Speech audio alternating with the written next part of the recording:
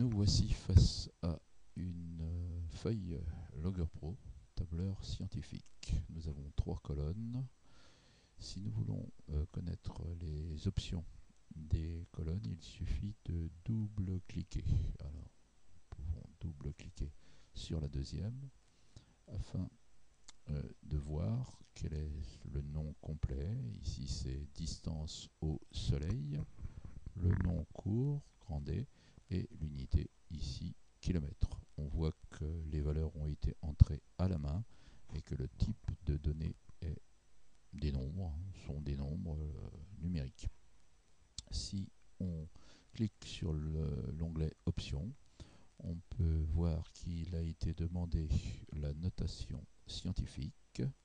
Donc ici, par exemple, dans la première cellule de cette colonne, on va lire 7,78 fois 10 puissance 8.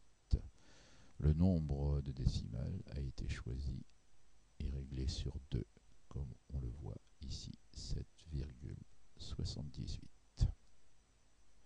Si l'on double-clique sur l'entête de la dernière colonne, eh bien, on voit qu'il s'agit d'une colonne qui s'intitule Distance en unité astronomique. Le nom court est D, l'unité est unité astronomique, et l'on voit que cette fois les cellules n'ont pas été rentrées à la main, mais ont été calculées avec une équation qui s'intitule Distance au Soleil divisé par 150 millions.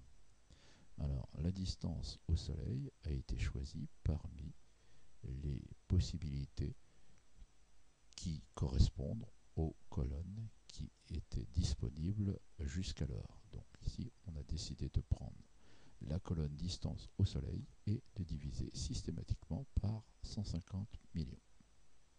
Si l'on veut obtenir une colonne, une nouvelle colonne, il suffit d'aller dans le menu Données et suivant qu'on veuille une colonne manuelle ou une colonne calculée, on fait son choix. Alors, nous allons demander une nouvelle colonne calculée. On va lui attribuer un nom, distance, en années-lumière. On va lui donner un nom abrégé, distance D en années-lumière, une unité, et on va surtout indiquer quelle est l'équation qui va nous permettre d'obtenir cette nouvelle colonne calculée. On peut avoir besoin de certaines fonctions mathématiques comme racine carrée ou trigonométriques comme sinus, cosinus, mais pour nous, pour le moment, ça ne sera pas nécessaire. On va s'appuyer sur une colonne précédente.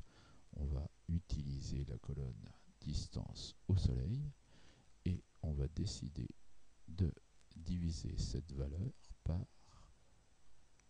là j'ouvre une parenthèse, 300 000. Si on s'arrêtait là, on obtiendrait une distance en secondes lumière. Si on veut passer en minutes lumière, on multiplie par 60. En heures lumière, on multiplie encore par 60. En jours lumière, on multiplie par 24. Et enfin, en années lumière, on multiplie par 365,25. On ferme la parenthèse et on valide. On s'aperçoit qu'on a vraiment des résultats lisibles uniquement sur les 2 dernières cellules.